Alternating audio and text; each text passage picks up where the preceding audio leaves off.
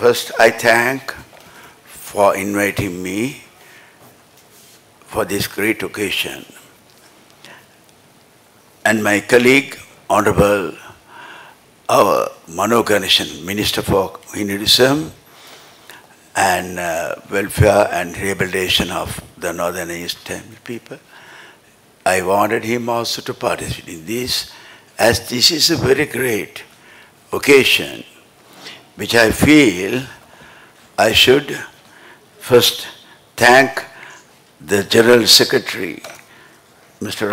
Honorable Ram Mahadevan, of the Bharatiya Janata Party, because we know you, a friend of Sri Lanka. You invited me. About 10 days prior to that, I was in India and Nepal, and when I went to Sri Lanka, I saw the letter of the invitation, and I told the President and the Honorable Prime Minister I had to participate because Buddhism and Hinduism has to work together, link together, which I will explain to you later. And the Honorable, Honorable Governor of Sri G. Tandon, and our Bharatiya Party, which I mentioned also, and the Vice Chancellor of Nalanda University. In the morning we visited. Thanks for you.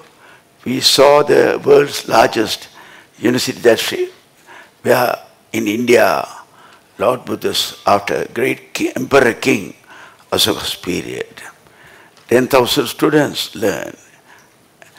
Where you are again restoring the place. We thank you for that also.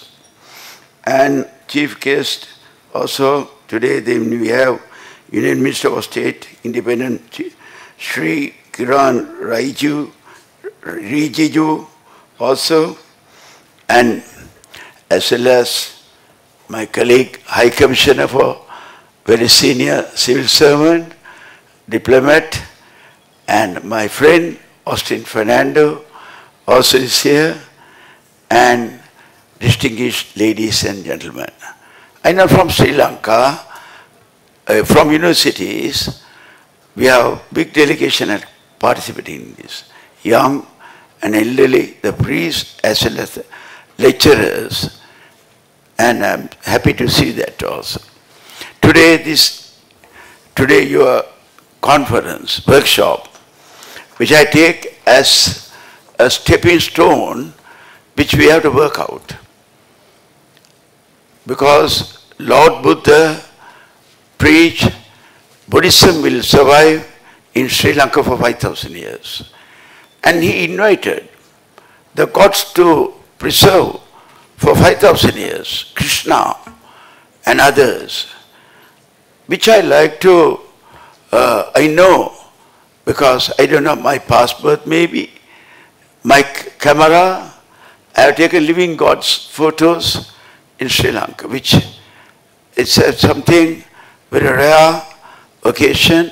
I know that the Buddhism and the Hinduism, my colleague, Honorable Ganeshan, Mano Ganeshan, I said, I want Manu also to join with me, which you accepted and invited him also. And the Reverend Theras, we discussed Pali, Scholar, University Vice Chancellor, that we to work together in Sri Lanka, because these two has to go together.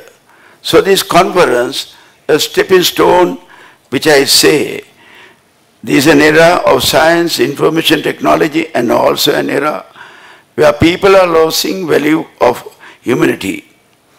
Peace and wisdom, the present day society urgently need a spiritual path to realize the situation and to find a path of salvation.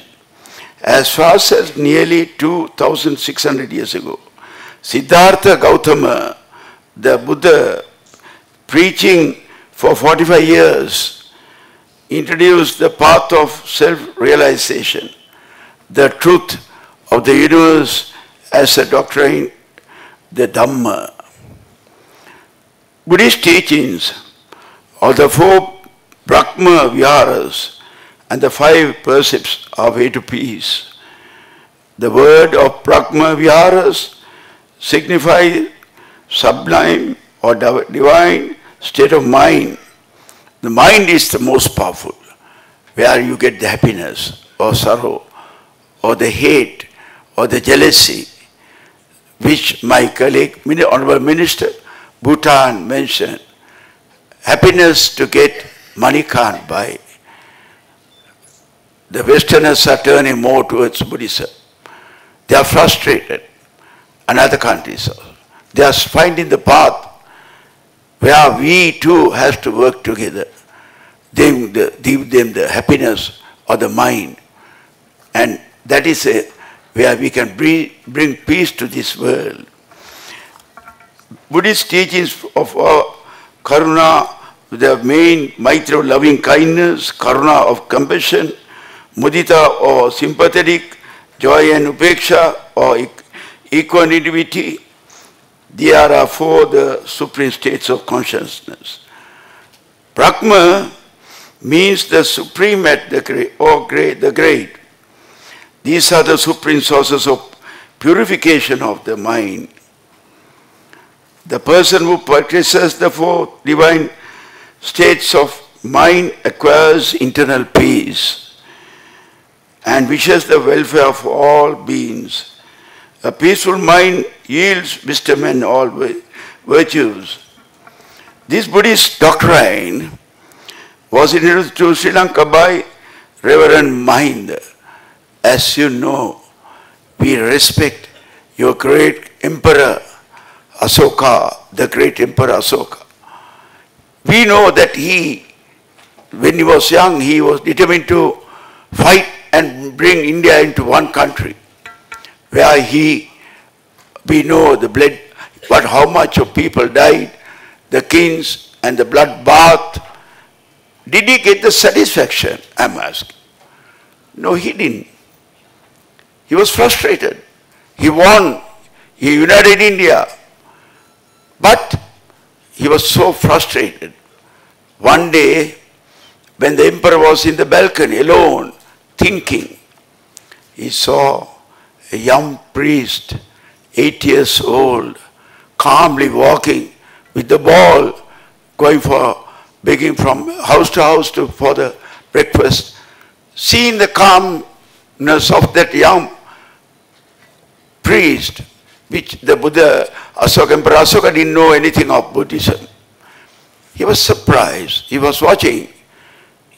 He invited his minister to summon him. The young priest, monk, 8 years old, calmly walked to the palace. Emperor Asoka was standing. Then he invited the young priest to sit. The young priest, because Buddhism, the yellow robe, we respect as the highest dignity, that we respect because Buddhism survives on the yellow robe, the priest, like that Hinduism. The young priest, straight he walked to the throne of the king. He sat there. All the ministers and everyone was surprised and thinking that the king will kill him. Now, who are you? He asked. I am the follower of the Buddha. He preached. That is the turning point of Emperor Asoka. An 8-year-old changed the mind of a person, the great emperor. Then, on the 3rd BC, we are proud as Sri Lankans. BC century, he asked his son, Arahat Mahinda, to visit and meet his friend, the emperor's king Tissa, on a Poson day, the great day for us. The emperor, where the king there was on top of a rock called sacred city of Anuradhapur. The king was about to kill a deer. Then he said, Tissa. The king was angry to call his name. He asked, who are you? I am the son and follower of Buddha Asoka's son, follower of Buddha, he asked certain question from the king, whether the king can understand the language of Buddhism. Such a knowledge should be there to understand. He answered properly. That is how Sri Lanka established. Though the Buddha traveled 3 times to Sri Lanka, he visited 16 sites of Sri Lanka, and he said, "O great king, you will still get in all of the rocks in Bhintale called place the inscriptions which was carved at that time, saying, O great king, you are not the owner of the land. We the politicians, honorable minister, we are not the bosses of this land. We die." The great Thera said, as according to the Buddha's teaching, "O great king, you are not the owner of the land. You are just a caretaker." And then he said, as you move freely, the birds, the animals, and the marine has the same equal rights to move freely. Just imagine. I was the ex-sustainable minister, wildlife minister. Wherever I go, I take the preachings of the Buddha and show that the nature and everything Buddha had taught us. So this great king's son, then later emperor's son, daughter, brought the great sampling of bo tree, which you see, the world's oldest tree, Anuradhapura. Our colleague minister is here in Bhutan. Your prime minister came to Sri Lanka. I accompanied him. We gave a sampling from that to plant in Bhutan also. So today we take at this time of what I'm not going to read, what I have written here. I prefer what I get to my mind. I am more practical and how we can change this society.